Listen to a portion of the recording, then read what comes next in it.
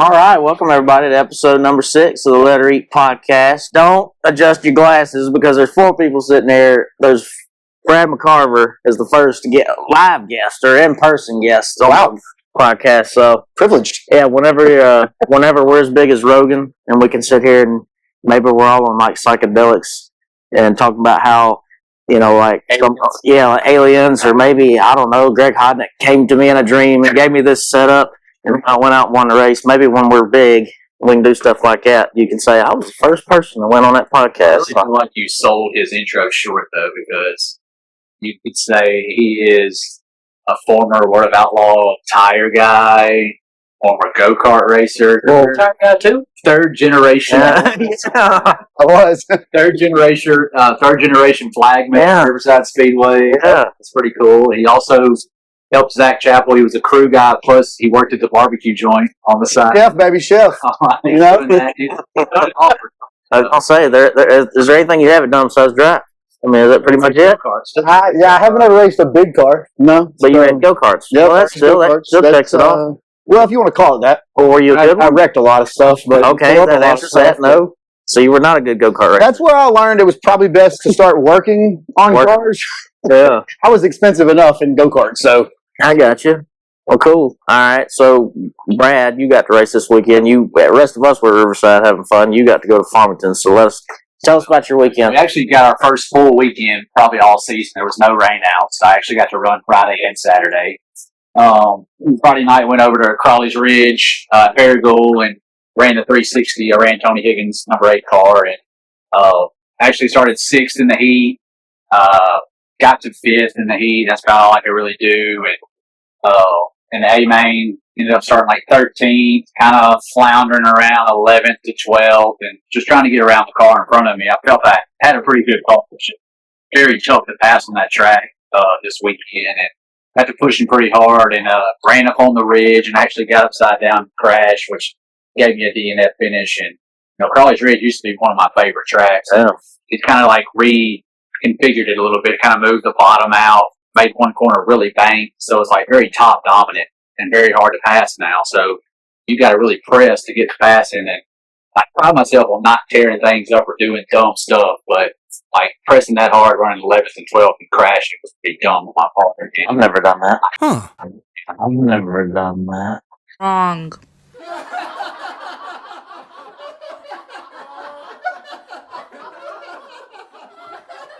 Hate doing that. It's like I was telling my dad, I was like, I haven't flipped in like 5 or 6 years, knock on wood, but then I flipped in hot laps so far this year, and I flipped at Crawley's Ridge, like, been one of those years where it's happening to me. And so is it your age? Are you going backwards in your old age? Brain dead, I guess.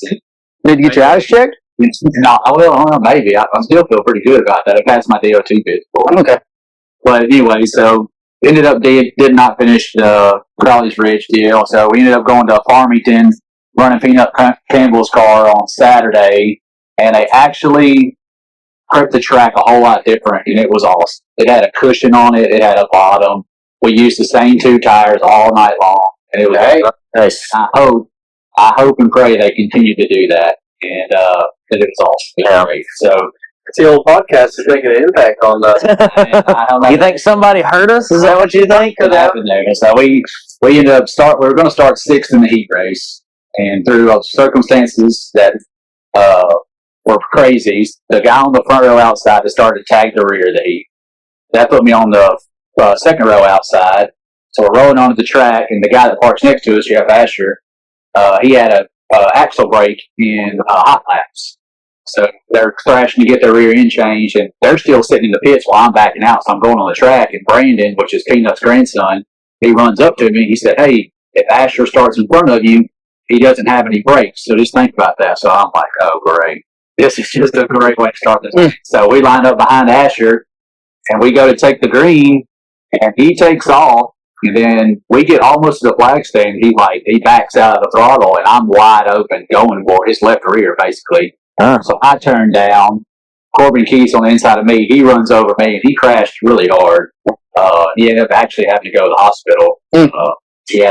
He's got released from the hospital. He's having some back pain and stuff. So I'm glad he's all right. A bunch of that this week. Yeah, for sure. Well, he's okay. Everything's good with him. So ended up after that happened, we ended up on the front row outside of the heat race without even making a single lap. Got the jump in the start of the heat, won the heat. So they don't do passing points or anything. And I was in the third heat race. We're supposed to be second row inside the feature. Got a pretty good start. Was Joe B, Scotty Milan. We were pacing them pretty good. And I got to making some mistakes on the cushion, and Russell got by me, and we paced with Scotty and Russell the whole race.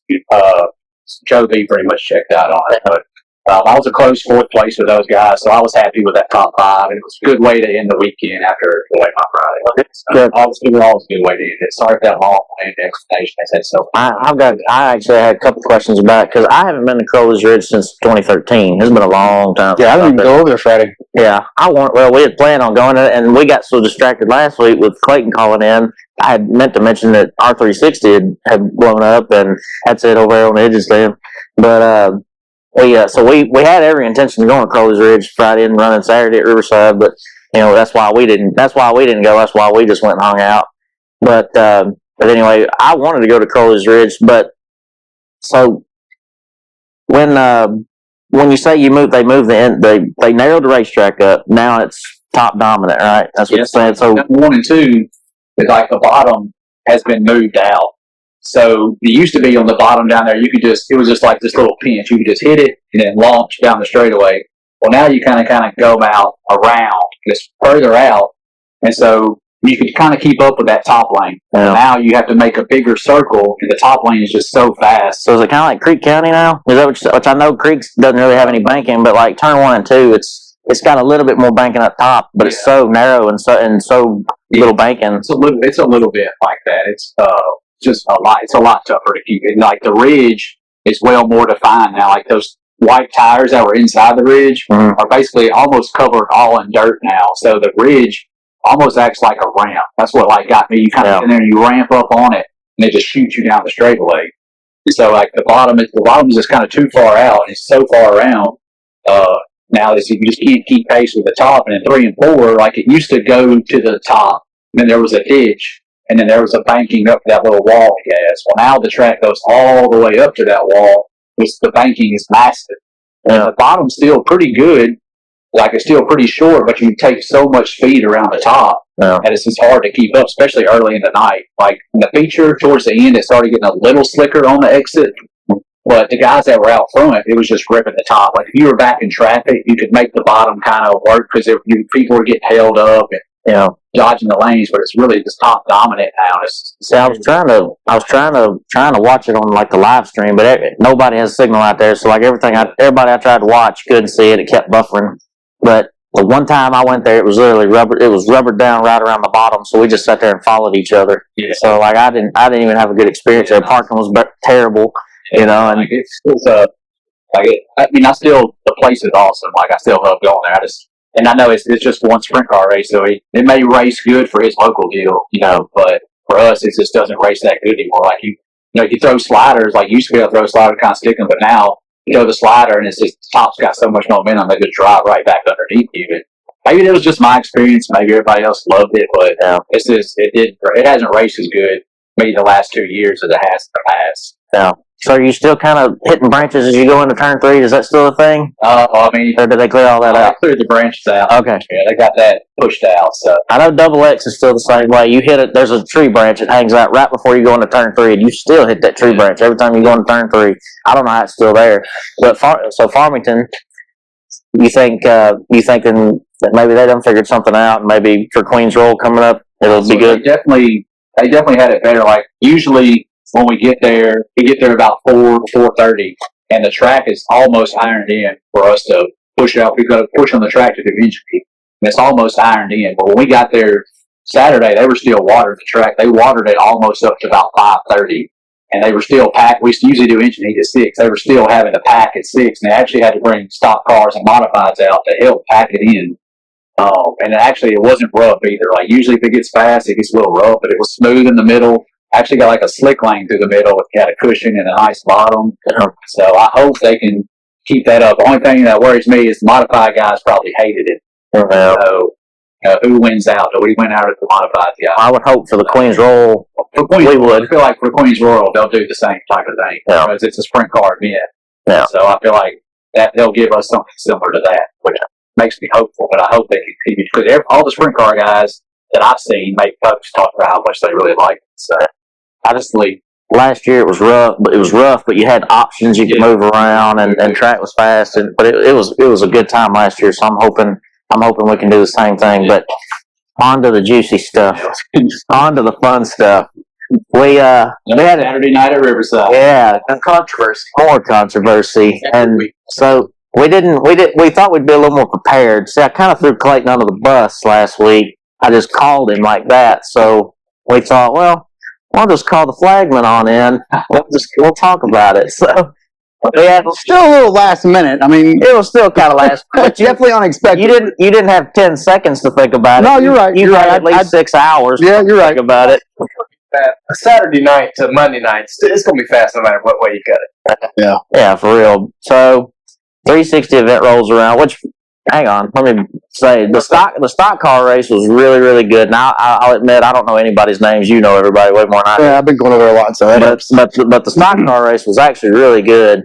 I thought the late model race was all right. Mini sprints and modified, I don't know. But the stock car race was pretty interesting. Well, who was it? Matthew Weekly. Matthew Weekly. Whoever was in second, the leader, Matthew, I guess it. Landon Coke was running second. Matthew got crossed up in 3 and 4, and Landon just had nowhere to go. And hit him. And Landon actually ended up spinning out and stopping and caused a caution. So I hated it for Landon, but part of the race. But it was really good. The 55 car. Oh, yeah, Bud Ward. Yeah. Hey, it was an entertaining race. It was fun. I know Bo over there was having a ball. That's his class. They had 20 cars. Yeah. Something like It's like 20 or 21. That's the most in quite a while, and it was outside of a bigger. Yeah, I think we've been averaging in the stock car class more than 15 every week. It's been pretty good all year long. And normally the stock car, in my opinion, the stock car guys put on the best feature race Let us get on a consistent basis every Saturday night. Yeah. They used to get 22, 24 cars, and they had a little rule change, and it kind of slimmed way down. So I'm glad to see it coming back. It's usually one of the best races. Oh, for sure. When you got the guys that you got competing up front, Matthew, X-Man, Bud, Landon Coke, Dylan when he comes back from the deal next week. That's 5 guys, and then there's others. I'm sure I'm forgetting others that are fast too that just not coming to my head right now. But those 5 guys and others, they get after it. Yeah, they get after it. Yeah. Well, 360 race comes around, and me, Bo, Hadley, Will, we're we decided we're gonna go there. We're gonna try to get some cool footage and just hang out. So we're down there in the infield. We're watching everything play out. Tucker Bolton starts on the front row outside, takes the lead. And about 4 laps in, he's already catching lap traffic, and he catches. He was rolling. He was toting the right front all the way down the straightaway. That car was been doing it every time he goes over there. I don't know what they got figured out. They'll carry that right front like a Williams crowd. I actually talked to him this morning for a little bit, and he told me that he was pretty excited because they've done some stuff on the car, got it working where he really likes it, and he's been fast and. It's probably why this stung a little bit. So anyway, he catches lap traffic, gets to Keith Ainsworth, and they get side by side going down the straightaway. I don't think Keith sees Tucker, and I'll start with you. So what is it you saw from your vantage point? Well, when I caught them coming out of 4, and I knew what was fixing to happen. I didn't not that Tucker was fixing to run into they were going to run each other and wreck. I knew he was fixing to try to get by him. And so I just kind of turned to watch because when you see certain things, you kind of pick up on it being in the flag stand. Okay, this might end up being something. This might end up being something. You pay attention to things. And so when they come by me and get into 1, I don't think Keith Louis was there. I don't know. I've never drove a car. It looked like Keith maybe kind of turned to go a little higher up on the track. I don't know for sure, but that's what it looked like from my vantage point. And Tucker was already had the left front in there. He wasn't up here. It looked like he was about right beside him where the driver is. And when Keith moved, they just kind of launched him like this. Now it turned Keith into the wall and he flips. Well, he had at least made it far enough past that it was right front to left rear because that's why his left rear was flat. It was right rear to left rear is how they hit. He hit Keith. He jumped over Keith's right rear. Oh, he jumped over the right rear. Okay. My vantage point, that's what it looked like. Now, if he hit the right front, then I seen it completely different. But from where I was standing, it looked like he ran over the right The rear. video, the footage that you've got, it looked to me like it was the right front to the left rear, but maybe I'm wrong. Maybe it could be. He was rolling around 3 and 4. Tucker was about 3.5 years behind. Coming in Just me. halfway through 3. Yeah, it's just me. I thought they were squared up. They might have been. I thought they were. They might have been. He was flying around the top. Yeah, he was. He was rolling. He was fast. He had done checked out up to a pretty good little amount. Not the back all the way up. I mean, it's right there at the beginning. Yeah. Okay, he does jump over the right front. Yeah. So he was pretty He was pretty far ahead of him, but at the rate he's moving versus the rate lap cars are moving. I was just about to say that the closing rate was probably so fast that even by the time he had looked to the right and decided maybe that he was going to go, Tucker had already. Well, yeah, when you're in Tucker's position, you got to commit. Right. You can't wait on lap traffic. You got to go. I mean, The 10 car was coming quick. Right, and I've been around just fast. racing my whole life, but you can't stop and go, okay, what is he doing? If he does that, like you said, that 10 is slide job into 1 and he's gone. Yeah. So in Tucker's position, he did what he had to do. Right. Just ended very badly Right. for everybody. Yeah. Trust me, I get it. That was we had the exact same thing happen between me and the 40 car earlier this year. I had such a closing rate on Howard going around the top, but by the time I got to him, the hole done closed up. The hole was as wide as this room, and then when I got to him like that, it closed up. Right. And I mean, and his right rear was into my left rear. I mean, I was side by side with him, but it wasn't enough time for him to see me. Right. It's not his fault. It wasn't my fault. It just sucked. Well, and I know Tucker doesn't have a lot of 360 experience. He's ran them for quite a few years. Their schedule isn't, to me, 30 races a year is a lot. You know what I'm saying? I don't think he's ran 30 races a year in the last couple of years. He might have. I don't know. I don't know his full schedule. I've only seen him a handful of times here and there. But that's Keith's first night in the 360. Keith is a great 305 driver. There's some differences, power differences, obviously. I'm not saying Keith didn't know what he was doing by any means. No. You also got to know who you're racing. And those are just factors you got to take in. Again, I'm not a driver. I'm not saying he should have done everything differently. Well, when you catch lap traffic 4 laps in, Right. I Right. said it a minute ago, but it was 4 laps. They were coming around to hit 4 Right. when that incident happened. Correct. Yes. He was. I'm telling you, he was hauling the Yes. mail. Him and that Well, I looked up there and Traffic was going slow. seen the laps when like you said, I'm like, he's catching lap traffic. Oh, wow. Yeah. But Yeah, that doesn't happen very often. but everybody, trying to get 4 laps. yeah, but everybody they were catching, they weren't running the top like they were. You know, Yeah. that's pretty typical. But like I said, the closing rate was so fast. I don't think either party was at fault. No. That's just a racing deal. I mean, it was, like I said, Tucker did what he thought he should do in that moment, and that's go by that lap car. Yeah. That's what you got to do. I talked to both of them. I didn't get to talk to Keith. I always want to say Ernie. I have such a bad habit of that. I always want to say Ernie, but Keith. I talked to Brennan, who helps Mm-hmm. Yeah, who helps him a lot. I talked to him, and I talked to Tucker quite a bit. Both upset. Both had their own side of the story. We had video from Thainsworth's point of view, and then we had our point of view. And once I showed Brennan the video, he's like, "Okay, that makes sense." So I think when it was all said and done, I think everybody can understand it was, Cars going for the same piece of real estate, Really. and like you said, with your deal with the 40 car Howard, the whole close before you got there. yeah, And unfortunately, the whole close before he got all the way through it. yeah, He got to it, and they just met yeah. real late, and it ended up real bad for both of them. So it doesn't stop there though. No. So the red comes out. Controversy. Yeah, that's not even the controversy. I think everybody can agree. That was just racing deal. It's after the fact. So I don't even know what happened. It's Yeah. all new to me too. well, I know a little. I don't know a lot. So anyway, Tucker gets hit. Left rear's flat. The only thing it looks like it's the only thing that's wrong from our point of view. I can't tell anything else. Red comes out, and Tucker's rolling through the back straightaway and off the racetrack. Gets over there. I walked up to turn 4 I was going to help him put the tire on and go back out. Well, I can't remember who was standing behind the car. I want to say it was Ricky, his crew chief. I want to say it was Ricky. Said as bolts broke on the bird cage. So I thought, well, it was plenty of them standing there. I thought, well, I'll be in the way at this point. I'm just going to walk back. I didn't think nothing else about it. Well, when we get back to the infield, me and Bo were standing there in turn 3 and 4, and there's a lot of finger pointing going on, and you can just hear some yelling off in the distance. And Tucker was out of the car, and then there was people that were on the crew, and obviously the crew chief up there right behind him.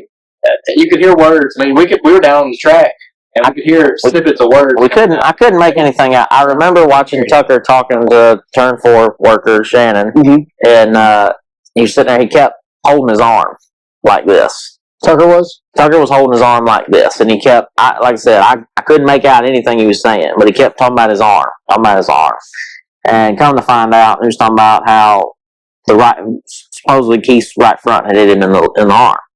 And went up there, and so what have you heard? Like, what was happening?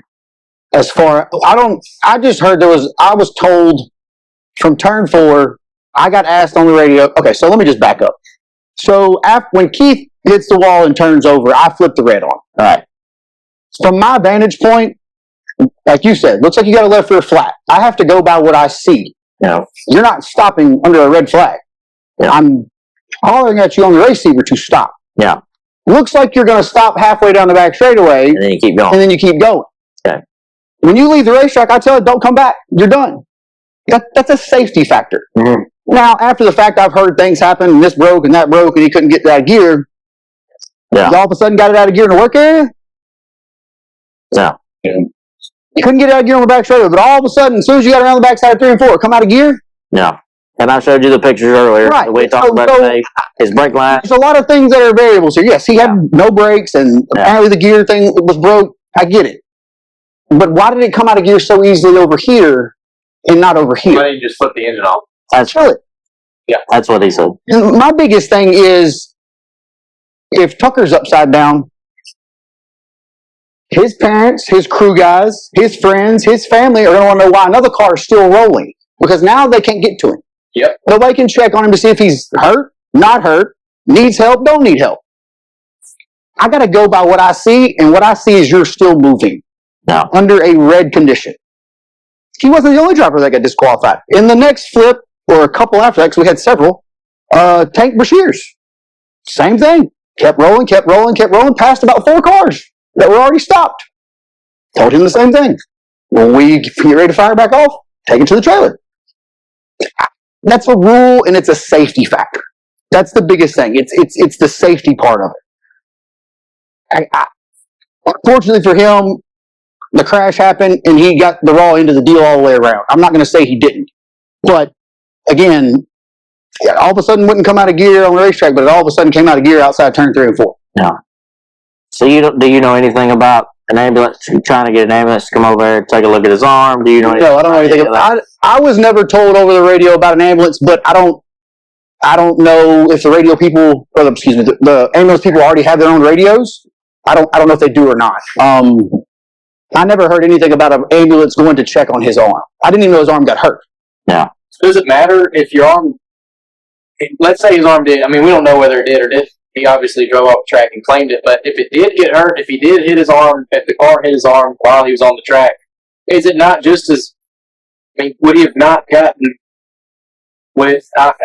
addressed just as quick or quicker had he stepped on the track? Yes. And said, hey, I got my arm hit. Yeah. I think immediately. I think he will, right? Yeah. If he would have, if when Keith turned over and I flipped the red on, if he'd have stopped between the halfway down the back straightaway and the wreck, he could have motioned for somebody with his other hand to come check on him. Hey, I need an ambulance. Get him over here. Yeah. You drove, if your argument is you needed an ambulance, you drove 200 yards away from him. Yeah. And, I mean, he had a flat tire, so somebody's coming to look at that car anyway. Yeah. But he was looking for an advance. So go ahead. Tucker is not a bad guy. Tucker's not a cheater. Tucker's not one of these dudes that looks for ways to get around people. I know him and I know his dad. They're good people. I'm sorry. You're not going to make me think. He knew. He's a sprint car driver. He's a race car driver. You know it. You know it. If you're in an incident, if something happens to your car, the faster you get to the work area, the better your chances are of getting back out on that racetrack. Yeah. The red flag was on. Now, I'm not saying these other incidents wasn't happening, but you're going to have to convince me why it come out of gear in the work area and not on the racetrack first. But the red flag comes out. You know you got problems. You're going to get to the work area because the faster you get to the work area, if we're still under red, that's just longer time for your crew to get your car done. Yeah. We all know that. Racers know that. They don't have to sit there and think about that. Because I don't want to hear somebody go, well, he's not thinking about that. He don't have to think about it. Yeah. So he's a racer. I don't drive a car and I think about that. Yeah. Well, that's the logical conclusion. I mean, and I don't blame him for it. No. Trying to get, because it's insanely fast. Probably had a very, very, very good shot of taking home every bit of the lap money and winning that race, which would have been most doubtedly the biggest win of his career. It would have been close to $7,000. Yep. I mean, Landon Britt went home with $50, $5,050 because of the rest of the laps he led. Yeah. It's a very good opportunity for him to make some great money. I hate it for him. I meant to ask you this earlier, but did you wave the move over flag for Keith? No, I don't use the move over flag because it's not a move over flag. What is it? That's why I don't wave it. You answered my question for me, Brandon. He was like, he knows what it means. He just said it is. It is a hold your line flag. Gotcha. Okay. That's not how I've ever. That's not how I grew up with 2 other flags, years. so Everybody interprets it like everybody interprets it different. That's why I don't use it. you have a driver's meeting and you tell people like, you see this flag, hold your line, don't get crazy. Everybody has to like use. I mean, that's typically or some say hold your line. what I do anyway. Like if I'm at an outlaw show, because that's where it's happening, you can about guarantee it. If I fit part of lap traffic and I see one, I just stay where I am. Run the bottom. I just stay on the bottom. Yeah. Some people call it move over flags. So like hold your line. I've seen people get that flag shown to them and they take a hard right or a hard left Or free. and right into the leader. Really? Okay. And so when I know half the, and nothing against you, but when I get that answer right there, it's a move over flag. I'm not using it because now if I wave it, let's say I waved it to Keith the other night and Tucker decided to go to the bottom and Keith thinks it's a move over flag. Keith's running the top. Yeah. I've looked at it. Now we'll have the same incident. I've never heard it anywhere. We'll have the same incident, just different down in the bottom of the track instead of the top of the track. Yeah. Well, maybe at the next driver's meeting, you need to speak up. Say, hey. Like he said, you can say it 100 times. How often do you listen to the driver's meeting? That is very true. I haven't listened to it in a I've driver's used that meeting flag. years. This is my second full year there flagging. I've used that flag one night, and that was when Summer Nationals race last year. I asked her, I said, I don't use it here because half the people here don't know what it means. Yeah. I said, if you want me to use it, I will. He said, I would prefer you did. I said, not a problem. No. Use it all night. So you were talking about how, Tucker's a good guy, his dad's a good guy. Y'all know, him. How hard is it to, when you're trying to officiate an event like this, how hard is it to separate that? I know it's not for me, because I don't care. I don't. I mean, once the race starts, I'm over here, it's all business. and it's my job to police. Yep. You're over here. It's your job to figure out how not to get caught. Yeah. Rule books are made to be broken. I'll be the first one to say that. It's the drivers and the crew chief's job to find the gray areas, to find the lines to bend, to get in and out of things. It's our job as a racetrack officials, wherever, to stop it. I've had to move friends back roads. I've had to call caution flags on friends that were coming to win races 4 or 5 times in a row in the same race. Has it cost you friendships? Has it? No, not yet. And I mean, if it does, then you're not a friend. No. If you can't understand we have to separate that, then I think it's a good time to get into the backside of the controversy of should that driver have been racing that race? What do you mean? Oh, the Muffler. Oh, the Muffler deal. So the 21 car, Keith's car, the Muffler, he didn't have the right muffler on for the heat race. correct. And I didn't find this out, and so I didn't know anything about this until after everything was out there in his 305. One of our officials walk out on the racetrack to look and see if he's got mufflers, and he says, I don't see them on the car. And I said, look inside of them. I said that the 305s can run inserts. Well, he had them in there. That's the only thing I seen. Hang on. The 360. 305. The 305. I seen him walk, the official walk out to Keith's Let's red car, clarify, anybody listening. So Keith was driving the 28 305, which is his. which is his car, and Right. he was driving the 21 360. Yes. You're saying the inserts were in on his 305. Correct. Now, I seen the car being checked on the front straightaway, is why I know that. Okay. After the races is when I found out the concern was with the 360. I had no clue the concern was even in the 360 at all. Yeah. Because, to be honest, unless they're directly talking to me in the radio, You don't know what's happening. I don't pay attention to chatter that's not directed to me. Right. Because the front straightaway, or the back straightaway official in the press box are talking, or the press box and Shannon are talking, or Alberto, they're talking to other people. So when all that's going on, I'm focused on what I'm doing at that particular But you guys hear everybody. Like, y'all are all on the same channel? Is that what you're saying? Yeah. So when the press box calls to the back straightaway guy, or the back straightaway guy calls them, or vice versa, yes, I hear all of them in my right side ear. My left side ear is the receiver. Okay. And I talk on the receiver during races, Yeah. and so does the press box. Okay. So I got my headset's a dual headset. That's why you probably never pay attention, but I got two radios. I got one in my right pocket, one in my left pocket. Typically, the only time I see you is after everything's over and you don't have anything. You're down there. Yeah, I got two radios, and I got just one mic, but I got the track on the right side and the receiver on the left side. We get back into it. What was told to us was that. Now, this is coming from Brennan. Yep, this comes from Brennan. Not Keith. Yep, not Keith. So what was told is that after it would have been heat, whatever heat he ran, because they wouldn't have done it on hot laps. Wouldn't have mattered. Yeah. So after they ran a heat race, somebody went and tattletaled. I like saying that. Tattled on Keith for not running mufflers, and then the track officials came to him. Riverside doesn't run mufflers, from what I understand. No, we do. Yeah, you have to run mufflers. It's, Yes. it's the standard. It's not the ASCS. You can run the 11, 25, 35 Schoenfeld muffler. Gotcha. So he's not running mufflers. He gets tattled on. Officials come to him in the pits and they say, "Hey, you didn't have mufflers on your car. You got to have mufflers on your car." They said you got two options: you're either DQ'd or you put mufflers on your car. You started back. That's what we were told.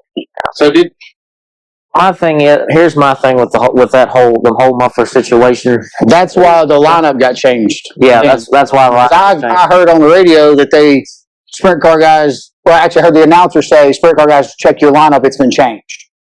Okay. Well, what I started to say was like, the rule has been the same ever since I've been going there since 2012. I don't know who's the owner of the car. Who's the owner of the car? Tracy and Tony Wilson. They've been around a long time. Oh yeah. They've been around racing a long time. Yes. So why is this even a problem? He just say on Facebook that they made a mistake. Because they ran Crawley's Ridge the night before, and you don't have to have mufflers there. Okay. All right. It was just a failure to change mufflers or headers, because a lot of guys run a clamp style on the header. That's what we have. Right, and a lot of guys just run them where they're welded.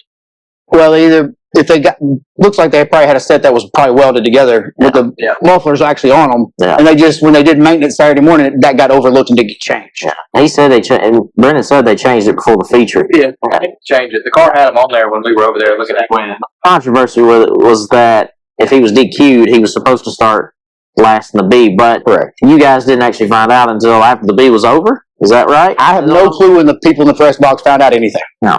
I found out about it completely after the races when Clayton was talking to me about it. And I told him then, I said, I thought we were talking about the 305 all night. He said, no.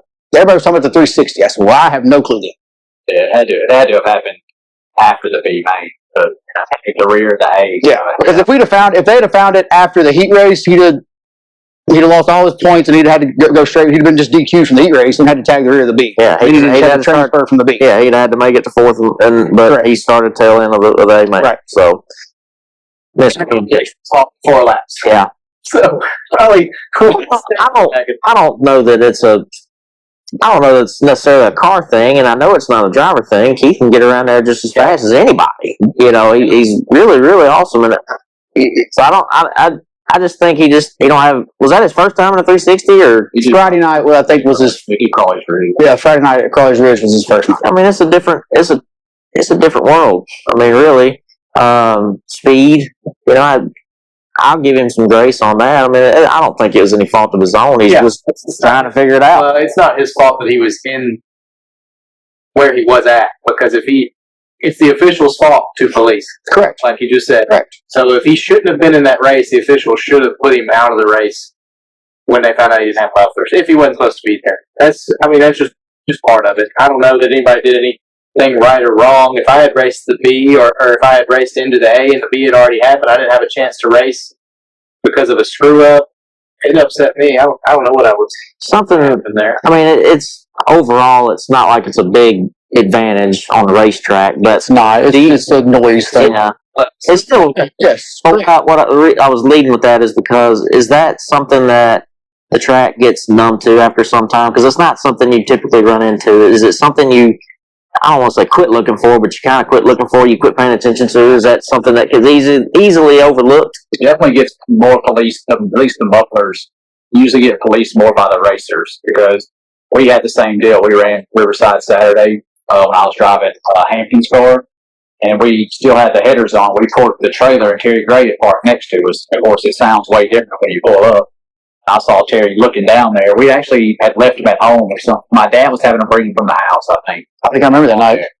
And so I saw Terry looking down there. Of course, you hear the difference. Yeah. He went over, I don't remember, he might have told Mike or somebody, but yeah, we had to wait. We had to swap them out before. And when he might have left his mufflers at home, my dad still wasn't at the track yet. He had to go back to our house and get ours, something like that happened. But usually, muffler deal gets policed by other drivers. I mean, this was going back 2, 3, 4 years ago, but I mean, I had it happen when I was up in Tim and Landon recently. The last 2, 3, 4 years ago, before Landon started, before last year, before he went off on the road, when he was still running around here. I mean, we got caught over there, and it was just an oversight on all of our part. I mean, headers aren't a normal part of Friday night maintenance after Saturday. You know what I mean? And I know you just forget about it. It's just something that gets forgotten in everything else you got going on. At the Outlaw show last year, we had the wrong mufflers on. And actually didn't even have the mufflers inside of them. We weren't even in there at all. Yeah. So it sounded like a normal header, but it had the muffler on top of it. And that's what Peanut, brought over there. Jason Sides noticed it. He was parked straight across from us. He called over, I think he may have called Brian over there, because Brian was parked next to us. And, he told me, it's like, he said, those headers aren't legal. You might want to tell them they'll need to figure something out for us tomorrow. So thankfully, he didn't go tell us. Yeah. We were in the A main. Now we didn't have another set with us. Yeah. So when my dad took them home, and he welded mufflers on for the next night, which we got back out, but that's beside the point. But we got away with it at the Outlaw show. He was cheating. Well, you said it doesn't make that big a difference, but if it did make that big difference, guys would swap back and forth. Well, it does make it does make a difference, but it's mechanic side of it does. It changes the torque on it for sure. I know. I learned at I-80 Speedway. This has been years ago. We were having trouble. It seemed like we were running Fords at the time, and it seemed like that sucker it was dead. It just didn't have no power. And we talked to our engine builder. At the time it was Roush. He said, change to this header. We just happen to have some in the trailer. He said, change the headers, put the headers on. And it was like having a brand new car. It woke it up just like that. If it can breathe better, it's going to run better.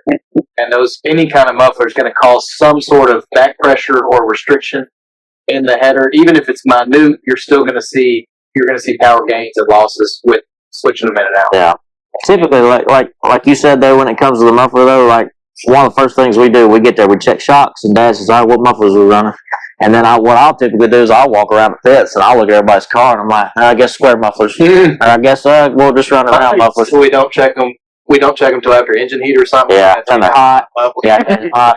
Yeah. Just do it every time we go. Well, yeah, because if I don't go looking, and that's when we do it, Dad's like, I was riding up there and he such and such got the square mufflers on. Are you sure he's one? Stop. You sure you don't get It happens all the time, but hot laps. yeah. So we've done that many a times. But anyway, so that was the Riverside controversy. Finish it off real quick. Okay. Read some comments, and people in the comments always like to, when stuff like this happens, you hear people point out favoritism. And Brad kind of touched on his end. He doesn't play favorites. It doesn't matter what happens. Like, I've gotten a good start from taking a road before, but he called it back because of lead the front row of jumpers. No, it's like he didn't play favorites for me, but I'd like for Brad to kind of speak on like he's the guy that's over there every weekend. Do you see favoritism ever get played over there? No, there's not a single person over there that. First off, you can't afford any of us. Sorry. I've tried. You're going to pay me way more. Number one, I love working there and I love going over there. We have a good group of guys that get along good. And I don't care what everybody on Facebook or whoever wants to say. Everybody that works together in our core group cares about that place. We want it to succeed. We want it to do better. Yeah. Do we have the best ideas? Do we know what we're doing? Probably not. Anybody else that's owned a racetrack, please step up and tell me how to do it. Yeah. But as far as the favoritism goes, no. There's number one, it would probably cost me more if I tried to do something like that than it would benefit you or the next person that wanted it. Because if, let's just say it was you, and now Ernie finds out, Derek finds out, Marshall finds out, this guy, there's 7, 8, 9 guys done found out I let you jump a start, or if you're closer to people involved, it actually works against you because they know they can't play favorites towards you because that's the person that gets said. right. Usually it works against So other people. all them other people are going to find out about it. Well, 2 things are probably going to happen. One, I'm probably most likely getting fired for sure. And so now I got a reputation as playing favorites for sure. Everybody knows it. So now nobody else is ever going to trust me to work at their racetrack or to not play favorites with anybody. I don't want to lose my position there. I like working there. I like the group that we have. We have a lot of obstacles that we have to overcome, but that's part of having a racetrack. I mean, that's one. Everybody that works there wants the best for it. Absolutely. Nobody wants situations like that to happen, but like you have to make those calls. I hate it. Somebody's going to get mad regardless. Correct. Like, you're not going to please everybody.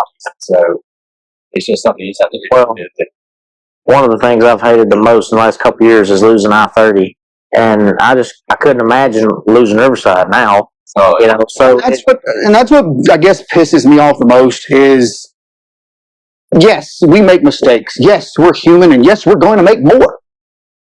Probably next Saturday night. So, with that being said, anybody that knows how to do it better, like I said a while ago, come get up in that flag stand, go get in that press box, go down there and turn forward, the front straighter or the back straighter, or pick a position you want. I guarantee you that person will be like, ha, here you go. yeah. I don't know. I tried this past weekend. Wouldn't nobody give me a job? We can't just have you hanging out up there now. You just said, come on. I tried. If you want to take a job, then that's different. But hanging out's completely different. But I mean, all of us over there want the best. Anthony's been over there for 30 years, I think. I've been going there since I was born. J Ray's been going over there since he's been around. everybody. I mean, You can tell the staff over there. That's what they want. They want good racing, and they love racing. Everybody on staff over there loves racing. And we don't show up at 4:30 on Saturday.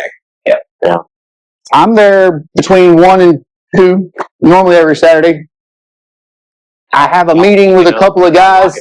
Yeah, we stay till 2, 3, 4 o'clock in the morning sometimes. So everybody leaves and lock the gate. It's usually me, Jeremy Ray, Tony Wilson, and Tommy Rowe. Us 4 usually stay, make passes through the pits, make sure everybody's out, make sure ain't nobody left in there. Trying to stay in there. Big John called me Friday morning early. They were down there working on the place. So I mean, we're there all the time, and everybody cares about it. Everybody wants the best. There ain't none of us over there that want to see that place fail. Yeah. I mean, and that's what I was getting at. The people here want to complain and moan and groan, and I get it. You're upset. You don't like it. Whatever. Go ask the people at I-30. Or go ask the people in Little Rock how they feel now. yeah. Well, some of them quit. They didn't have a racetrack close anymore. Go ask the people that are around Milan, Tennessee. We've actually lived it here. A lot of the people that go to Riverside may not remember the motorsports part. I mentioned it last week on Clayton's show, but we had that MidSouthRacing.com. Mm-hmm. Every week, that message board was full of this track, M&P sucks. They need a new surface. This sucks. This sucks. This sucks. Every class had a B main that went over there. The stands were always packed. Everybody always complained and complained and complained. They finally, you had to build the NASCAR track, and they shut down the dirt track to make parking. So they closed the dirt track down, and that very next day, there was post boycott MMP. Don't go to their NASCAR races. Don't buy drag racing tickets. I'm like, I thought y'all hated it. Mm-hmm. So why don't we both boycott it if it sucks so bad? Yeah. So that's one thing I don't understand. It's the same thing that happened in Riverside. People keep bitching and complain, and then they close it up the next day or tomorrow. We'll be bitching and complaining if we don't have nowhere to go race close to home. So Is that why you hate NASCAR? Is that where this all comes from? Is that it? I wouldn't try. Just dawned on me. I am going to say this, and I'm serious. I'm tired of keeping my mouth shut. The next racer's wife, crew guy, who wants to post something about a guy, racer, anybody over there at the racetrack, I hope your driver was perfect that night. Oh yeah, because he's fixing to get it from me. Yeah. He better not spin out. He better not run over anybody. He better have been there on time, come through tech, or come through, get his transponder and all that. He better have his receiver, his transponder. He better be perfect. Because that's what everybody apparently demands from us. Yeah. So I'm fixing to start demanding it. Yeah. Then we'll see how fair it is. Yeah. Well, like you said, nobody's perfect, but we love the place. We want to see it stick around for another 76 years or however long it's been around. I mean, we want what's best for it. 48, I think? yeah, 48. 48 years? Yeah. No, 1948. Okay, I was about to say, I thought. No, 1948. Yeah. Well, it doesn't get what it deserves. It doesn't get the credit it deserves. And we talked about it last week. It is one of the nicest dirt tracks probably in the whole Mid-South. I mean, it is. It's one of the, You always have a racetrack. You're pretty much all the time going to have something to race on. The history alone. It's going to be easy on your tires for the most part. You know, that's a big controversy now in sprint car racing. tires. And that's one place you can go where it's not going to be a big deal. Well, like Tucker and them were talking about, and we've done it too. I've done it. I'm just as guilty as anybody else. But talking about how they all want to come back. They all want to come back. Well, we're all passionate about it. Everybody at this table is passionate about it. I don't care if you're in the flag stand or if you're driving the race car, you're working in the tower or working the gate. It doesn't matter. We're all there because we love it.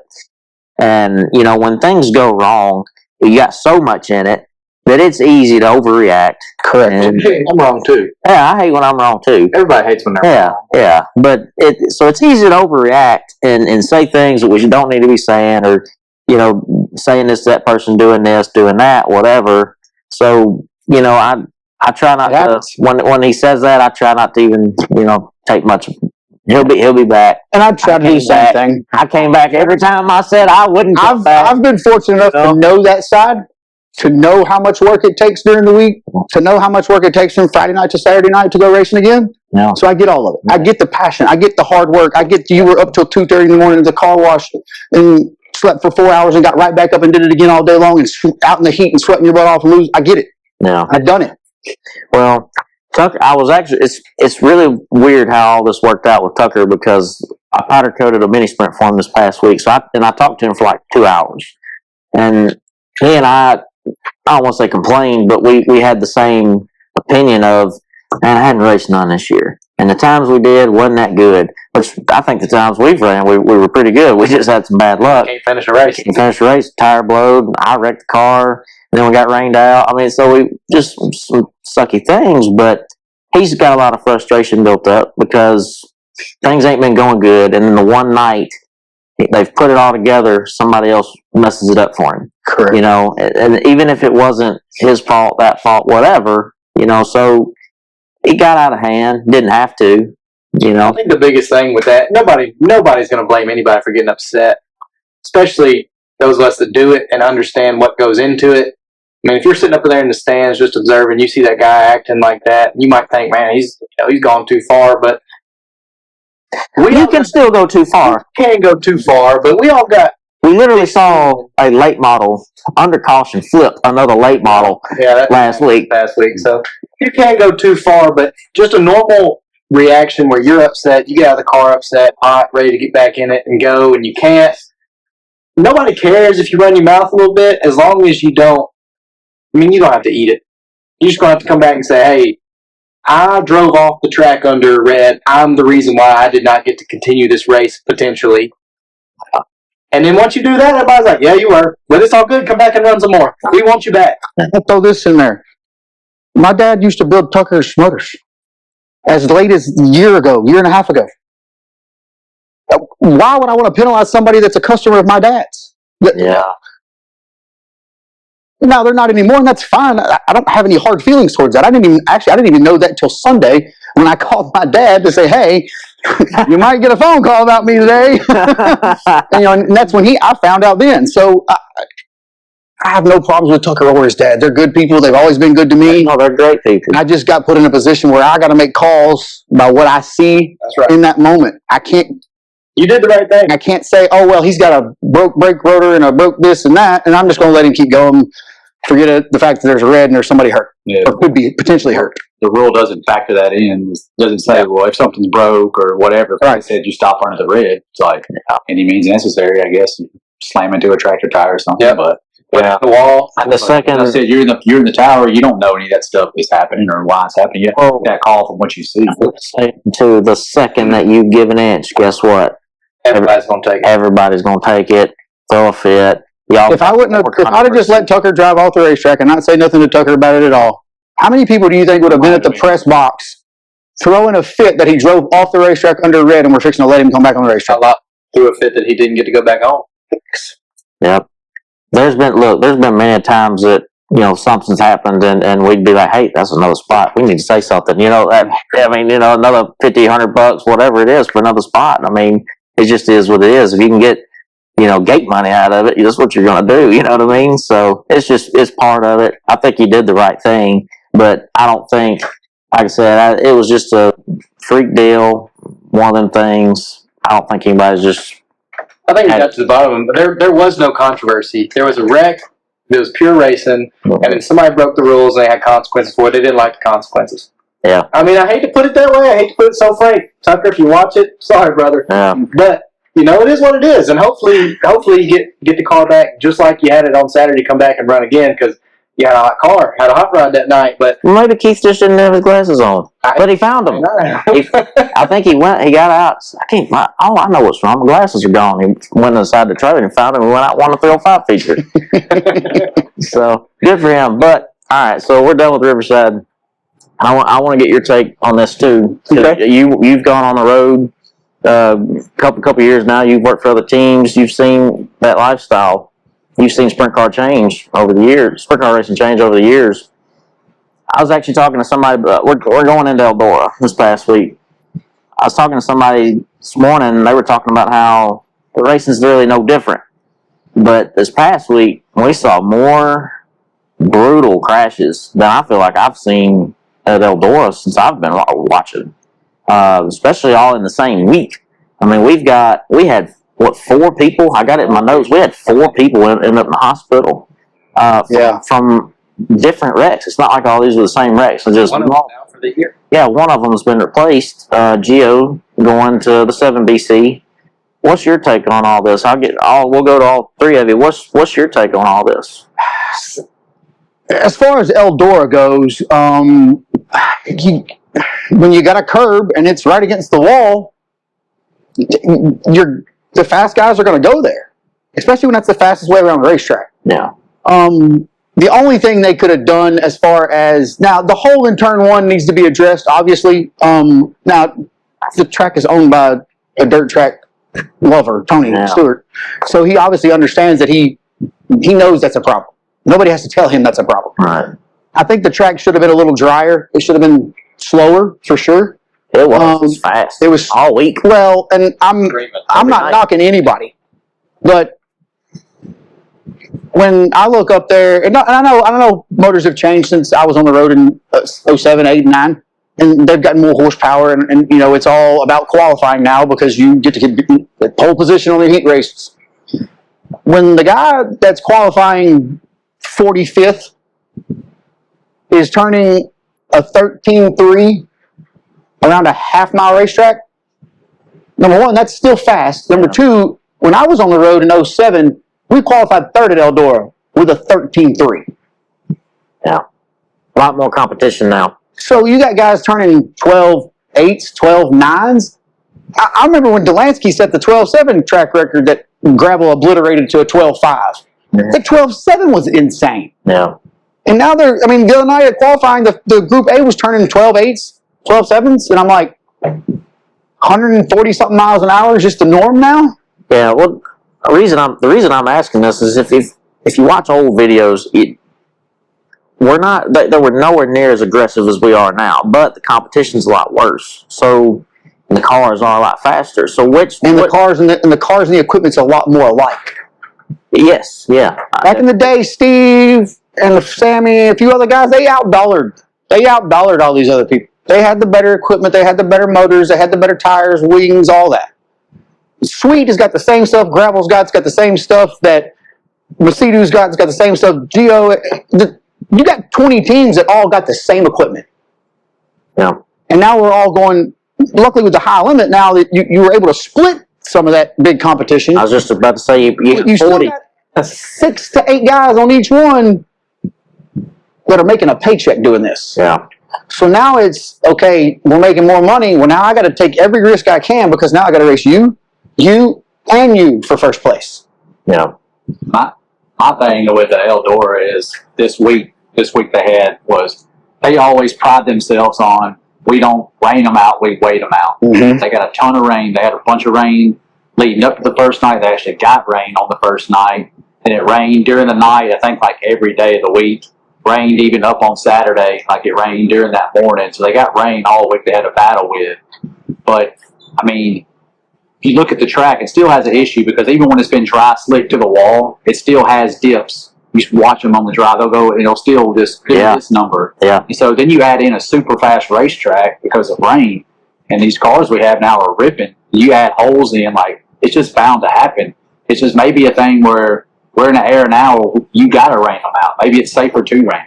Yeah. It's too dangerous to go out there, to be hammered down like that and be everybody just ripping the top right off the wall, and you got a big hole that you have to drive around. Like to me, if it rains, it's almost too dangerous to race there. That'd be where I would stand. Is maybe if we don't have perfect weather, I'm sorry, but we just can't. We took a chance of killing somebody this weekend. I was terrified to watch after the first night of what was going to happen because it was unpredictable and it was scary to watch. Honestly, After Reitzel's deal, I mean, Sunshine's deal was bad. Reitzel's deal, all that everyone Sweet's deal was bad. Everyone was bad. There wasn't any of them that were good. Yeah. They're all very hard to watch for sure. It's just I don't know the speed. I think we got to do something as far as the speed goes. And of course, I don't have the control of that. That's the sanctioning bodies. But if they could get back to where qualifying, and I'm not a fan of inverts, so I don't know what you do, but if you can get back to where qualifying doesn't mean so much, you can back off on some of these motors a little bit, I think. And they're already complaining about fuel. The big topic, we've been talking about fuel tanks for a couple weeks now because we're having to have these fuel stops in the 40-lap races on the longer tracks. A lot of people don't like it. But one of the conversations that's come of that is these engines are using too much fuel. They're making too much power. To make power, you gotta have fuel. Yeah. Especially when the track's hooked up. Yeah. So they're using all this fuel. So that may be where that conversation needs to go on. If we're going to get back to where I think if we can't make the full race on a tank of fuel. Yeah, I don't disagree with that. Stupid. I don't disagree with that. Yeah. It takes all the strategy away from it. You want to run a smaller tank for an advantage? Great, but you might risk it. I hate that conversation, but there is a legitimate conversation on the fuel consumption. If you get that back down where, you do have 10 cautions where you run laps, and that I'm not get off in the weeds on that deal. That's my thing we talked about before is we've got these motors running peak performance and power all the time. Yeah. And then we've given the fans that for so long now. How do you dial that back and tell the fans, well, we're going to give you, instead of telling you we're getting 950 horsepower sprint cars, all right, now we're going to give you like 8 horsepower. And not only that though, but It's hard to dial that back. as a fan sitting in the stands, I want to see that 12.5 lap. Yeah. I want to see that 12.49, that 12.48. Yeah. Because I'm like, oh my God, did you see that? Yeah. It's exciting. Keeps you up. That's why they did what they did with going away from the invert. I think I'm not 100% positive, but they used to invert the top 16 with Outlaws. Well, then you got your top guys starting second or third row of a heat race every night. Your quick qualifier. That's not fair to him. It makes the racing better because now your fast guy has to pass people. The fans don't understand it. There's so many variables there that you get your average fan that don't follow the tour, but just knows their sprint cars coming to town. And it's like, why is Brad Bowden starting 4th row outside of his heat race? They said he was quick time. Yeah. It doesn't make any sense. Yeah. I don't like the inverts, but I do. I don't know. I know all these dirt guys hate talking about NASCAR, but NASCAR did this. You just ran Perky off. I love NASCAR. I love NASCAR. I gotta keep coming back to it.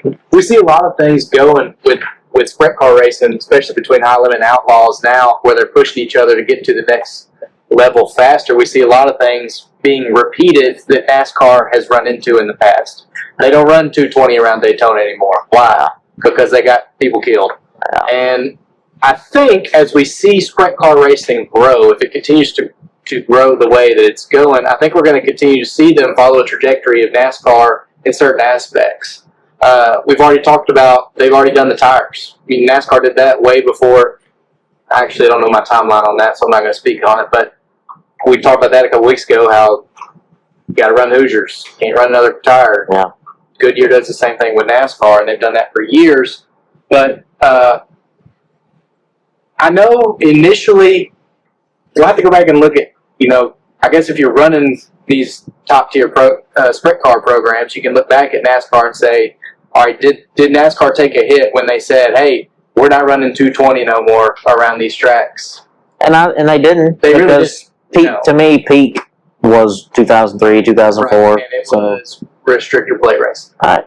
And So do we dial them back? Do you think we should dial them back a little bit?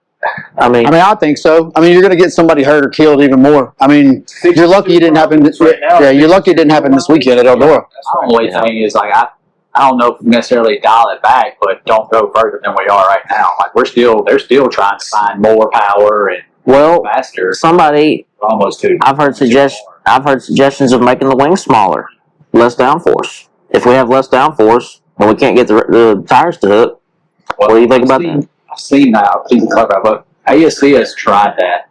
We were in Devil's Bowl, and they were trying a smaller wing on Wayne Johnson's car. He actually went faster in the feature with a smaller wing than he did with a bigger wing. Really? less resistance. I forgot. Well, I can't remember the time difference, but he actually went faster with a smaller wing. There's a coefficient there. It may be that, sorry, bring it back. NASCAR, dadgummit. they're having problems. There goes Perky again. With the new cars, they have problems on the big tracks, on the drafting tracks, because the spoiler on the back is so big it draws the thing down. Maybe they need to go bigger wings to create more resistance that the cars have to fight against. That's harder to push. Well, the easiest answer, which it's never going to happen, is to get Hoosier to make a tire like this. Yeah. You unhook the car. Yeah. Free the car up. Get it out of the racetrack. The cars are so stuck into the racetrack right now, you got to have the power. Yeah. Because if you don't, you're just lugging it, and that's worse. Even on some of the slick racetracks, you'll watch the best guys with the best equipment. They can run through the slick like it's just glued. Rico is still turning 13 2s, 13 3s in Friday night's feature. Yeah. That's insanely too fast for a 40-lap feature. That dude should have been high 13s, low 14s. Yeah. And, more time out of the throttle makes better race. I know it doesn't. 100%. I know it doesn't look as cool at times, but to me, people passing is cool. But you can't sit in the stands and tell me that you can tell if, an experienced watcher can tell a half-second difference, but if you've got 20 cars running the same speed and they're all racing together. I don't know if I can tell a half-second difference, but look, I don't mean this ugly, but race fans can be dumb. Let's just be honest. They can be pretty dumb. Well, they're just, and I don't mean this mean either. They're ignorant, and a lot of people take that term harshly, but that just means you don't know what you're talking about. And and I'm being mean by that, but what you find fascinating and what you think is racing is completely different for this person and that person and that person. Yeah. On our side of it, well, it's no different than me coming in there telling you guys how to run a racetrack, and I've never done it before. Correct. Well, we get the aspect of, as far as racers go on that side of the fence, we all know what's going to happen if it's wet and heavy. Yeah. We're all going to be the same speed. It's going to be very hard to pass. It's boring for us. Like, we're moving, we're going somewhere, but there's cars following cars everywhere. Yeah. I see a fan side because I've been to some dry racetracks where it just ends up rubber down around the bottom in one lane too. Yeah. the happy mediums are where they're dry slick and there's 30 lanes and we're all over the place slicing and dicing. No. That don't always happen. So you take what you can get. Unfortunately, there was a lot of people hurt at Eldora this weekend with a heavy hooked up racetrack. Yeah.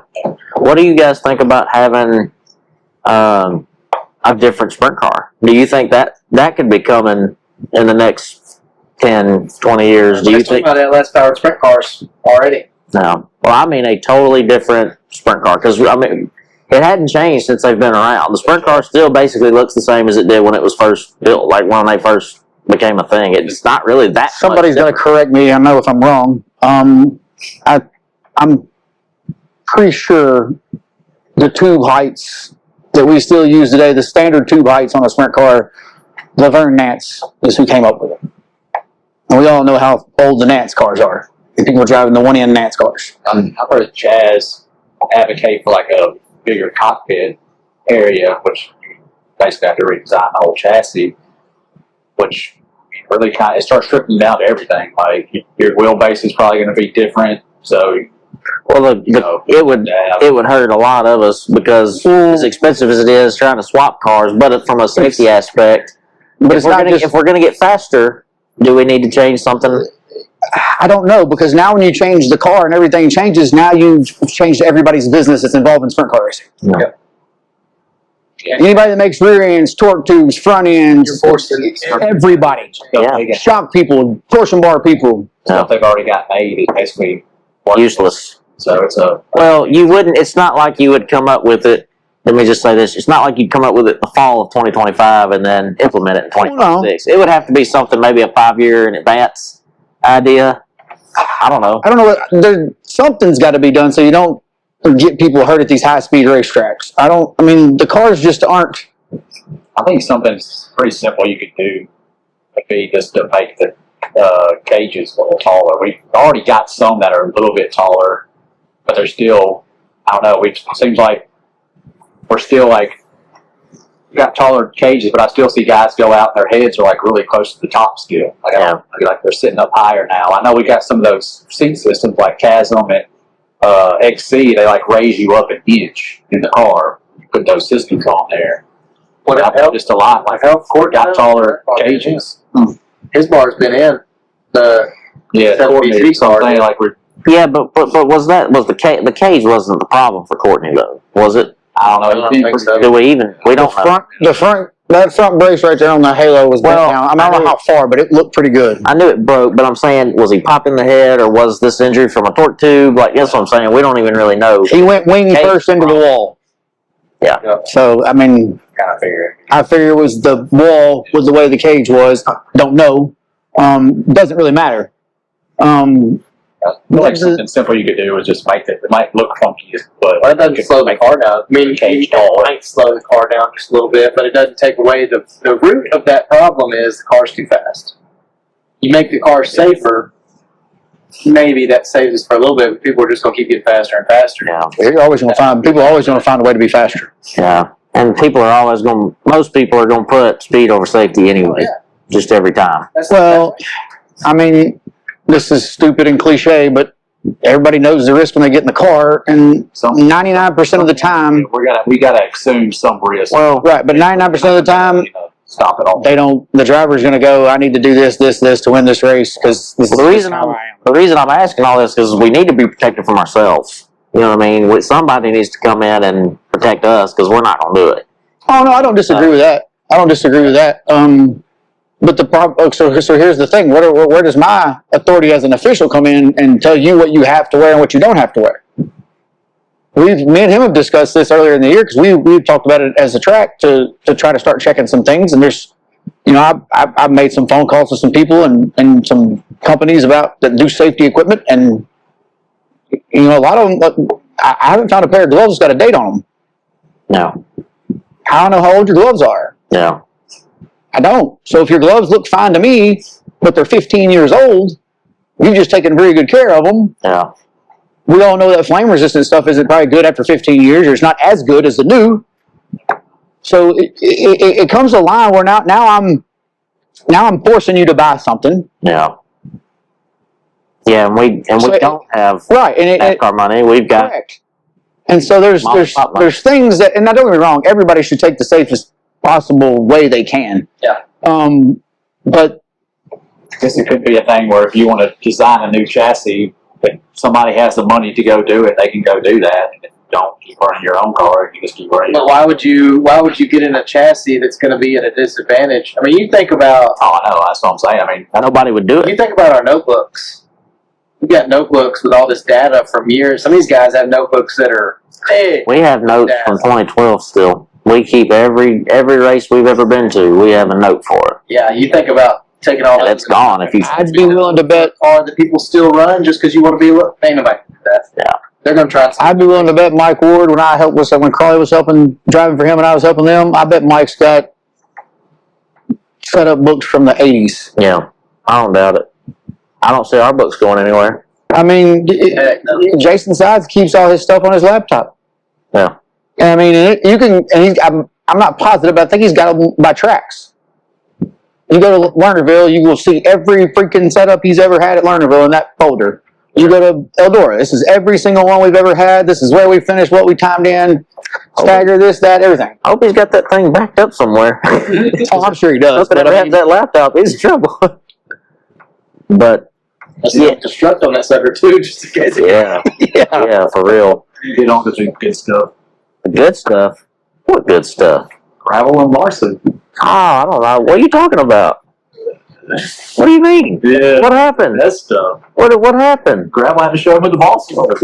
Oh, is that how that worked, huh? Did Grandma show him who the boss was? After the checker, he did. After the checker. Oh, okay. Oh, checker. Yeah. Don't stop playing with him. Oh man, I meant to wear my Larson shirt just for you, and I forgot. I found this one first. But so, what are your thoughts on that? So, anybody listening? So, was it Friday night? Was it Friday? Yes. Friday night. Friday night. Yes. Yep. So Friday night, Larson, Gravel, our slide job city, getting after it. Never touched, to my knowledge, never once touched. Didn't look like it. Didn't look like it the whole race. Raced each other hard, really, really hard, but clean. So I think, but they clearly did not think so. Well, one person didn't think so. One person did not think so. So Larson was able to get Gravel, and after the checkered, Gravel goes in. Looked to me like he tried to take the front end out of the car. If you watch it, and then I went back and watched it today. Well, I watched their Dirt Vision at the very end of Dirt Vision. Did you know they do a post race show? no, No idea. So I watched the end of it. really, And I usually just watch interviews and cut it off. yeah, they have a post race show at the end of it. So they said we're going to break it down. So I was like, I want to see Gravel's interview and all that stuff. So I fast forwarded it to the end. They had that interview on there where he's talking about, Okay, well I saw the interview on Twitter, but I didn't know that it was at the end that's of it. what it was. Okay. They kind of, maybe they showed it on the regular broadcast. They showed the final corner of the race. And Larson, I mean, he took a big chance. It was very close. And Gravel's point was he doesn't do this for a living, so it doesn't matter to him. He can clean me out, and he's going to make his $1 million on Sunday. Well, I do this for my living. And so that was kind of his whole point. Well, then they showed the after race incident as well, and that was where Gravel kind of loses me a little bit. It's like, Did they show in that whole breakdown? They showed the last lap pass. They show the second to lap yeah, pass. they showed all that. Yeah, they showed the sliders. They showed about 2.5 laps. Yeah. Gravel sliders. I mean, they were crazy, but I mean, just the same as Larson. Well, the last one was a lot closer than Gravel said the reason why, in his interview, he said the reason why he threw the close one to begin with is because he felt like Larson had done it to him in the last couple of races. Yeah. Too aggressively. That's the reason why he threw. Well, there's a couple of cameras. We don't always see everything. Yeah. But, I mean, he was saying it was a couple of races prior, so it could have been Wednesday or even Thursday night. I don't know. But he was saying he was displeased with some of the sliders he had gotten the night before because he thought they were, or whenever it was, because they thought they were close. And that's why he did that close one. Because he even said in his interview, he said, I slid him close like that because I hadn't been happy how he raced me. And then he does it again back down in 3 and 4, does it right back to me.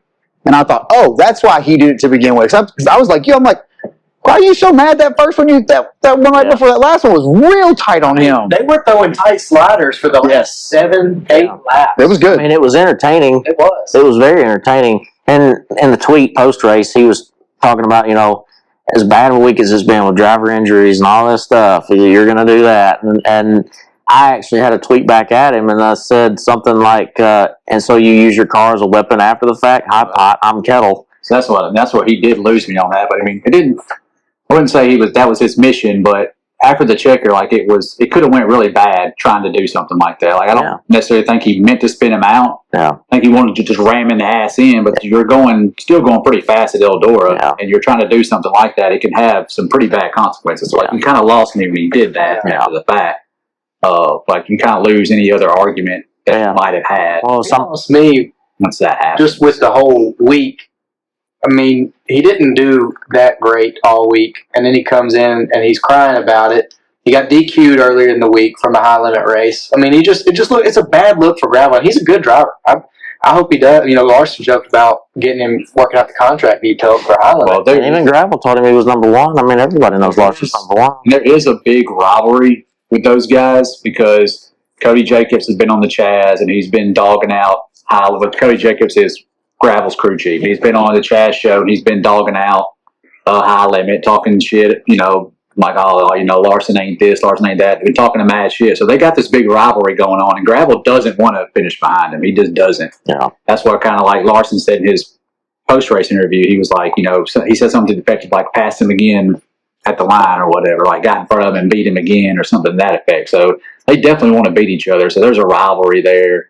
And they don't get to race with each other all the time. So when they do race each other, they race hard as hell. Yeah. So it's been a rivalry that just keeps growing and growing. Is what you're saying. It And it's not be mutual racing. One person should be crying about it. That's my biggest. Well, I think Carson Macedo would have done the same thing Larson did. Yep. I think he. Oh, I don't doubt that one bit. So are you going to cry to him? No, I don't doubt it. No, because he's an outlaw guy. That's my point. Yeah, they see each other. I think Carson would have probably done that. I think Gravel would have done that to Macedo. Yeah. yeah, I definitely think 100%. You've been on the road a lot. Do you talk to Gravel? No, I don't do you know. know him at all? No, when I was out there, he was just really getting started racing pretty good, really. I don't know exactly what he was doing in 07, 08, and 09, but I remember the first few years he came to short track. When he first started in short track, Paul Hart worked for him for a while.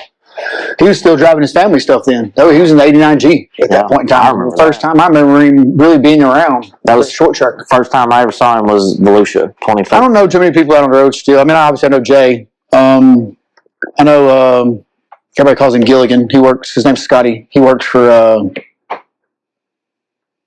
McCarl, Austin. Mm-hmm.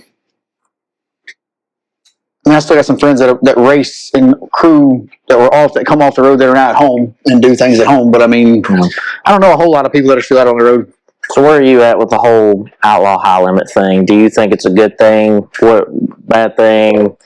I think it's a good thing. I mean, I think you have competition. The only thing I don't like about sprint car racing right now is we have one tire, and the cost of it is driving through the roof, and it's ridiculous. Yeah. It is absolutely ridiculous that it's that much money. I mean, they just went up recently, what, $50 again on the right rear? Mm-hmm. Yeah, again. So I mean, that's what we're like $370 now. Yeah, that's about 370. So $370, and some of them have been coming delaminated. Scott, when I got to the racetrack the other night, Scott Frazier, I walked in the gate and Scott was sitting there and his truck was sitting there with all the tires on it, selling tires. And I can't remember whose tire it was, but they had mounted it and brought it back and said, "Hey, there's a hole in this thing."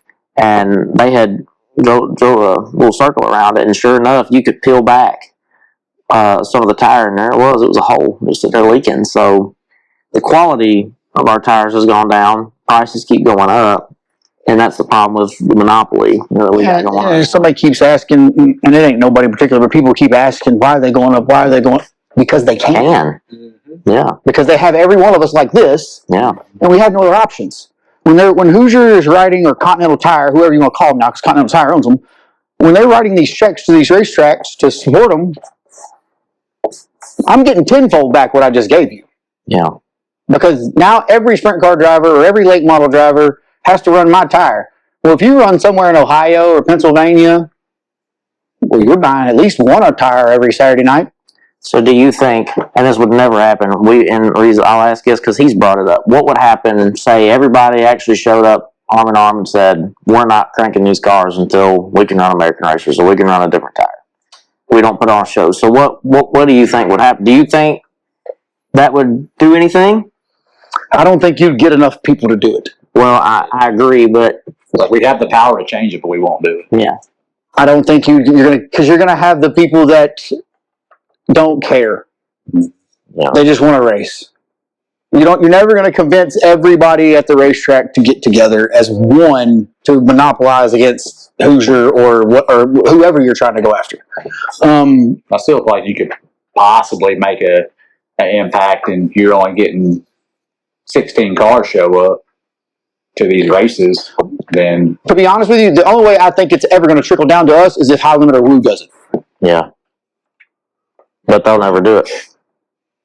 Why am I going to change? A lot of those guys, don't they get tire deals? Don't they get? I don't know who all gets a tire deal and who don't. Some guys used to, some guys never did. I don't know for sure. I know some guys got some free. I mean, we ain't talking about 10th place outlaw guys. We're talking about champions have gotten them for free. Yeah. But I mean, there might be some on some deals, but when you're at that level, when you're at the gravel level, when you're at Todd Queering level, Big Game Motorsports, when you're at Casey Kane Racing level, when you're at TSR level, when you're at all these higher level teams, another $50 doesn't really matter to them.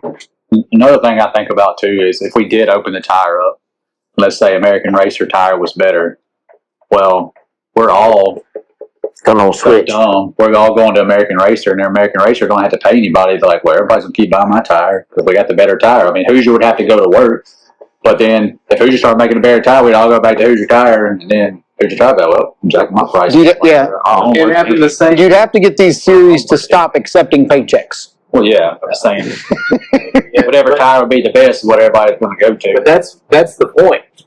It's either the best or the cheapest because I mean, for us, we may not choose the best if we can't get the car right. We may throw the cheap tire on there and run the race and get our feature money and leave. But right now, it's not the best. We're getting brand new tires with holes in them, and they're coming delaminated. So you're not getting the best and the cheapest. You're just getting what you got that's really expensive and one that's cheaper. But if you open it up to be, you can run whatever. It would make them improve their quality. Yeah, it's going to be the same thing that High Limit did to the Outlaws. It pulled them up a tier. And it's going to do the same thing to Hoosier. They may not bring their tires up, but they're going to bring the price down to match. And then, or if they don't, they're going to say, hey, well, we're offering a better tire now. Yeah. Same money, but it's better tire. I feel like there is a breaking point where something's gotta give. Like we can't keep doing what we're doing now. I feel like there is a point where it's gonna crash, and the series will have to do something. But I'm afraid by then it'll be too late. You won't be able to recover it. Just people have sold off, been done with it, and we'll look up and we'll have 15 cars showing up to an outlaw show because everybody's quit because they can't afford it. You're slowly pricing the weekly racer out. So I'm afraid by that point it'll just be too late. We'll never get it back. Well, a lot of this does go beyond racing. Like everything in the country is getting more expensive anyway. So it's 100%. not. So it's not like this is just a racing thing. You know, I've said it a couple times on here. Prices of engines are ridiculous. Oh, yeah. Even from the time I've stepped in. I mean, I've only been racing them in a sprint car for 13 years. Doesn't feel like it. But just in the time I've been around, the cars are way faster. They drive a lot better, and they cost a lot more. You know, just Well, you got the NASCAR people, and the NASCAR people that are involved in dirt track racing. The technology starts to trickle. Huh. When Tony Stewart, Casey Kane, all these big NASCAR guys started getting all these dirt track teams. Clint Boyer got him a late model team. All these guys had these teams. Clint, you don't think Clint's going to go in his NASCAR shop and go, hey, how do I make my dirt track late model guys 0.2 faster? Yeah. Can you do their shocks? Can you make them better? Yeah. That just trickles downhill, and then everything the price of it goes up. Yeah. And we're constantly getting smarter. This is an oldest saying in racing. How much money you want to spend? How fast you want to go? Yep. Yeah. I heard that a million times. Yeah. I mean, and it's all NHRA guys. I mean, those dudes ain't making no money. The drivers are. Yeah. That's why they got $1 million sponsorships, just like NASCAR. I mean, Gordon said even recently that Hendrick Motorsports hadn't made money in a few years. Yeah. They've been in the red. You better be careful on NASCAR talk. Parker gonna get mad at you. I came up from drag racing. That's what I did until me and Brandon got linked up. And then I figured out dirt track racing was just a drag race with a turn at the end of it. But anyway, drag racing has come back to life. You either back in the day, you either went in HRA or you started bracket racing because you couldn't afford. Well, if you couldn't afford an HRA, you had the bracket race. That was it. Well,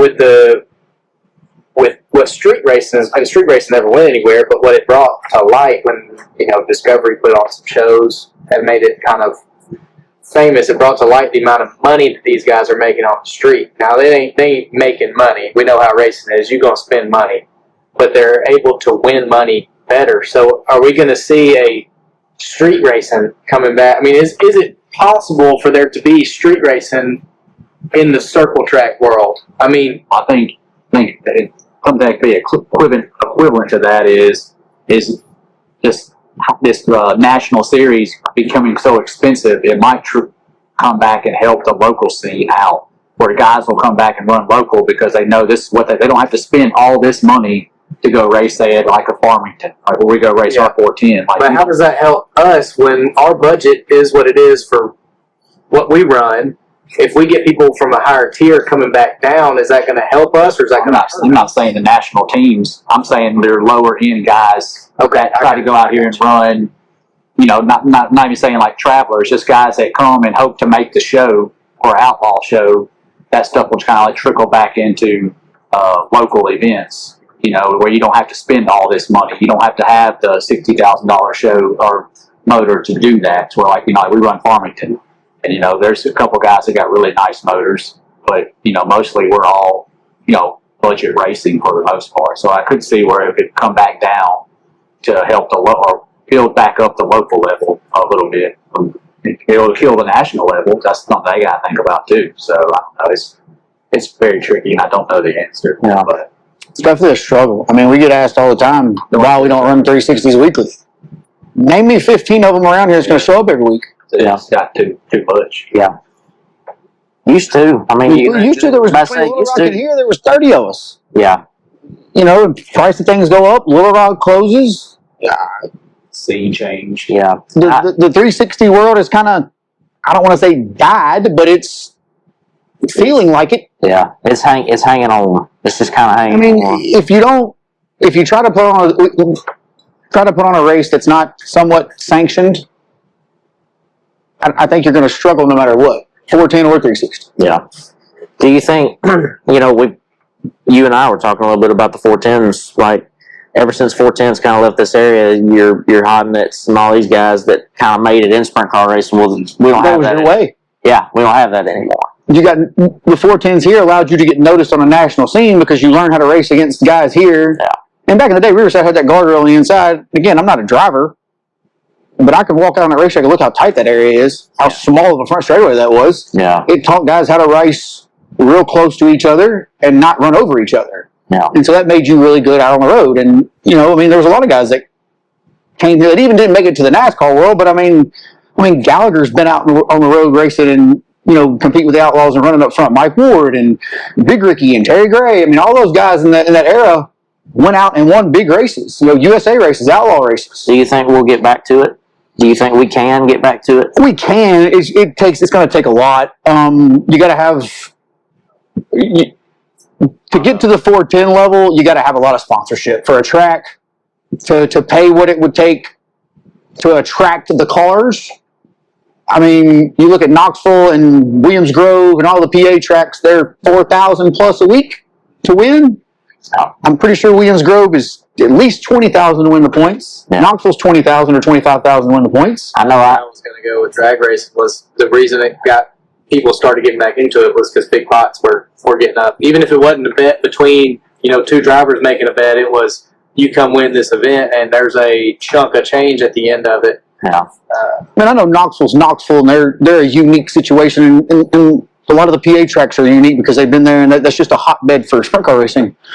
But in our area, we would have to have the track would have to have a major sponsor to help cover the weekly purse and the points fund. Because I think without a points fund, I think a lot of people disagree, but I think if you have a massive point fund that pays very well in any class, Yeah. people are going to come. Yeah. A lot of people hate point racing. Well, something that I took for granted that I liked, and I told this to you Saturday, was the comp deal between I-30 and Riverside. Yes, that was really good. I thought that worked really well. That worked really good. And Farmington's just as far away as Riverside was to Little Rock. So if you could have something similar between all those Farmington 410s, and there's guys around here that have them. Yeah, but who's going to switch to Friday night? Well, Just going to go back. I don't know. You could do Saturday like you did Little Rock. It'd be one, and one. I was off one. I was gonna say that I thought I-30 went one week, Riverside the next. Was how I remembered I was going to say It was. Yeah, you're right. you could do. I was thinking Motorsports Park when Motorsports Park and Little Rock had that little thing that they did too. Okay. Benton Speedway is not afraid to do it. They could run. They used to run Friday nights 410s, and Farmington ran Saturday night 410s. So you could throw in like a trifecta. Like Benton runs Friday, and then Farmington, Riverside switch. One Saturday on, one Saturday off. You just have like your little tri-track series or whatever. Oh yeah, it would be worth Like that. investigating and at least looking into. The problem is, like I said, you got to have enough interest. I mean, I've talked to some of the. Funny you say that. I talked to some of the Farmington guys. They've asked me like, "Is Riverside ever going to run 410s?" Like, is there any talk about it? And I was like, "Well, they've thrown their idea around a little bit." They kind of asked me like, "Well, what would it pay?" And I said, "Well, probably starting out to be like 2,000 to win, 300 to start whatever the 200 to start whatever the weekly thing is." Like they were interested in doing it, so Right. there is interest from those guys. The only problem is another problem that comes in is Farmington runs sprint cars nearly every Saturday, so would they want to give up their deal right. once every other week? That's the biggest problem. Is Talking about how I guess it depends on how much money. It's worse than they have sprint cars, so it may be the perfect, Yeah. perfect marriage. I mean, that'd be great. I mean, it'd have to be profitable for, well, not profitable, but it'd have to make sense for everybody. A Riverside can't do that with 12 cars showing up. Yeah. That doesn't help us out at all. I mean, they don't make one a 12-car race. no, and that was my whole thing. And I don't have every idea. I don't know every answer. I have some ideas that I think would work. They might not. I personally think if your weekly purse paid very well, it was guaranteed, and you had a very good points fund for every class over there, you would have no problem attracting cars, and then your fans would be there. Now, there's other things that need to be addressed in other areas that, trust me, we're trying to address that we can't address because we can't find nobody with a backbone or balls or whatever you want to call it to take the position and be a tech man. You get a guy that says he's interested and then he don't want to piss nobody off, and it's like you can't care about that. Yeah. It's either by the rules or not, and if they're illegal, they're illegal. You ain't got to go over there and be rude to them, Yeah. but you go, hey man, look, the rule says this. This is what you got. Sorry, No. I got to disqualify you. Yeah. I got two more questions because we kind of need to wrap it up. So you said something about trying to get a sponsor in. If you could find the sponsors to have some kind of series to go between. I mean, you could, like I said, you could go between Farmington and Riverside. You could throw Benton in there. You could have like a three racetrack deal. Yep. How does that work for racetrack? Does the racetracks themselves go and seek out the sponsors, or how do you sell that? Well, number one, you'd have to get everybody on board, all the tracks on board. And number two, I would think it'd be up to the racetracks to try to advertise that and to try to get some sponsorship. I mean, it's up to you to go get sponsorship. Right. I would think that's up to the racetrack to try to figure out if that's something they wanted to do, to go, all right, look, this is something we want to do. We need to go here, here, here, here, and here. I mean, the first place I would go, if I owned Riverside, would be the dog track. Yeah. If they're interested or not, I don't know. I'd try to work out any kind of deal I could with them. Hey, any customer you got staying over here that comes over here, if they show us they're staying over here, we'll give them $5 to get in free if you'll advertise that we'll give them $5 off a ticket if you'll advertise us over here, or anything. Yeah. Work out something anywhere if they don't want to come off money. You actually got something else to your advantage you could work on, is try to get one of the big streamers, Flow or Dirt Vision, involved. And you could take that to a sponsor like, hey, we're going to be on this streaming service. And it would play towards the outlaw or high limits favor to build 410 racing in this area. So when they do come in this area, they have more than 22, 24 cars. They have big time shows. They can build it up. You could like market it that way, I guess. Only problem I have with slower dirt vision is they don't want to pay you. Well, yeah, they're not going to pay it back. So that they can buy. I'm saying that'd be part of the deal, though. Is my guess. Well, yeah, you can part of sell it, but if you're going to stream it, in my opinion, from what I've been told, you need to call a race on. Oh yeah, I've been told that they're the only ones that they do give. they give you back your viewership dollars. They look at how many viewerships you had, and they cut you a check or a monthly, weekly. I don't know how it works, but that's how you get paid, is how many viewers they've had for your race, which is how it should be. Yes, that is a good selling point. I mean, you could even if you had it on Race On, that'd be a good selling point, and I think Race On would be good for us because most of the tracks on their schedule and on their stream is Southwest Arkansas, Texas, Southeast, Eastern Texas. So it's nothing that we would be really competing against. Right. Now, I got a love-hate relationship with streaming, so I want an hour and a half blacked out around my racetrack. Oh, I agree with that. Yeah. So Because if you get to stay at home for $20, yeah, why are you coming? yeah. So that kind of leads into my next question a little bit. Where do you want to see sprint car racing in the next 20 years? Like, how do you want to see it? Like, where do you think we're going? Streaming's come in especially the last 5 years, 6 years for sure. It's way bigger thing than it's ever been now. For sure. And we're clearly going that direction. So I don't think it's ever going to be NASCAR or to that level because there's just not enough people interested in it. People just don't seem to like it that much, and your NASCAR people don't seem to like it that much, and I don't know why. I don't know if it's just such a completely different. It's dirty. It's a low. It's a lower class.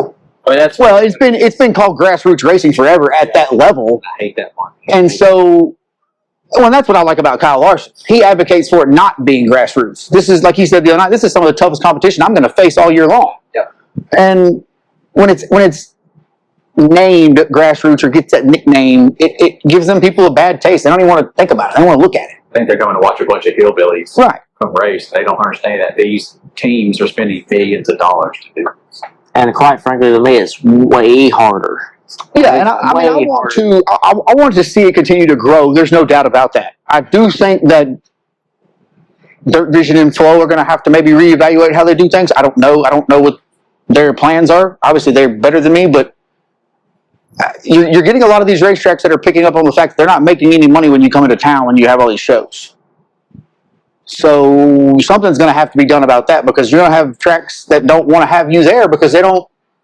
You come in and you give me a $2,500, $3,000 check, $4,000 check. Do you think? And I know there was. That's why How many people were here? How many people were watching an outlaw race every night? Do you think it's one of those things where we either need to get a lot bigger or we need to do away with streaming? We can't. Because I kind of feel like we're in the middle. We got all these folks staying at home because they, and I think the more that Flow and High Limit bring the streaming and what's being made to air, the more Dirt Vision is going to have to start airing more and giving more. The more Flow opens up their book, like they've been doing with High Limit, and says, all right, guys, we're not going to tell you what we're making, but we're fixing to start paying you some money. We're making this money. We want you. We're going to attract you. And if you look at the High Limit plan, every year goes up on pay. Significant amount. All you're doing is telling everybody, hey, we're making a ton of money over here with this streaming, and we're giving it back. Yeah. I mean, it took the Outlaws forever to raise it. It was 92 or 93, I think, is when we went to 10,000 to win. And it just got changed 2 years ago. Also, some of that competition we talked about earlier brings that into play. But I will say Dirt Vision's, some of the Outlaw and Dirt Vision model is they basically just go and rent all these tracks.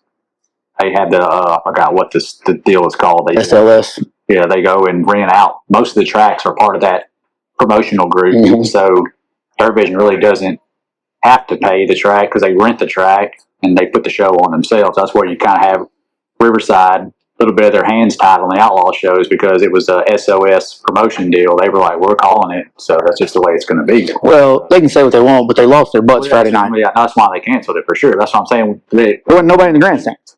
It's pretty much, And they lost their butts. And I mean, they're a business.